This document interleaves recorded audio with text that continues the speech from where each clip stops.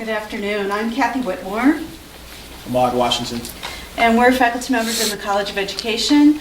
Our colleagues on this project, which is called Black Men as Agents of Change in Children's Literacy Success, come from, Faye Jones is back there, come from pediatrics and public health on the health science campus.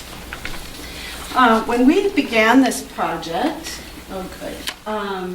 the waiting room at the downtown U of L pediatric clinic was a barren and cold space that did not feel welcoming to the low-income and predominantly Black and immigrant children and their families who waited there for medical care.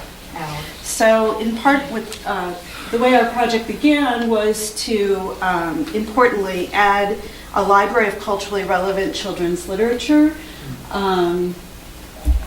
as well as add some artwork in the form of murals on the walls, painted murals, and photographs of children reading, and some hopscotch and other interactive materials that the children and parents have really enjoyed. Most importantly, however, we provide interactive read aloud by volunteer Black men, and you see Ahmad there reading to a group of children, including a dad. Our research in this project focuses on the effects of this read aloud experience on the volunteer readers who have likely experienced opportunity gaps in our community, and on the nature of patients and caregivers' book engagement as an essential part of early literacy learning. We've seen a significant gain to date in the caregivers' level of feeling welcome and their comfort in the space, their engagement in the space while waiting, particularly when there's a reader present. So it's my responsibility to talk about challenges that have arisen over the course of our project. And then one of the most prominent issues that we've encountered is bureaucratic issues and communications across campus. So because we're doing this partnership in conjunction with the medical school, it may not be apparent immediately, but coordinating meeting times is extremely difficult. And coordinating meeting times at convenient locations across campus where people have access to parking is also very, very problematic.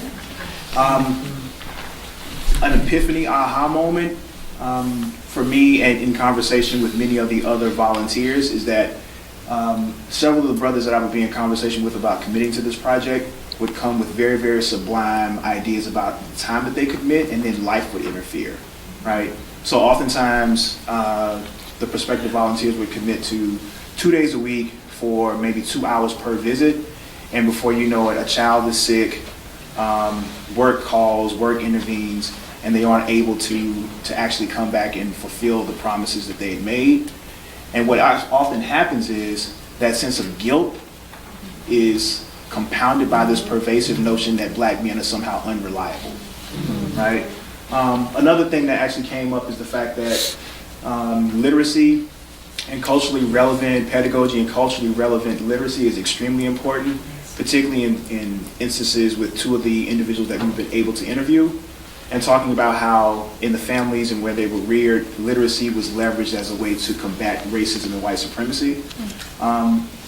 And we had some very rich conversations, the project managers, around how we could actually, one book that provoked tremendous discussion was a book by Bell Hooks called B-Boy Buzz, and it actually uses Ebonics, and we had some very, very rich discussions about why in certain instances, depending on the reader, that those readings might be problematic. Thank you.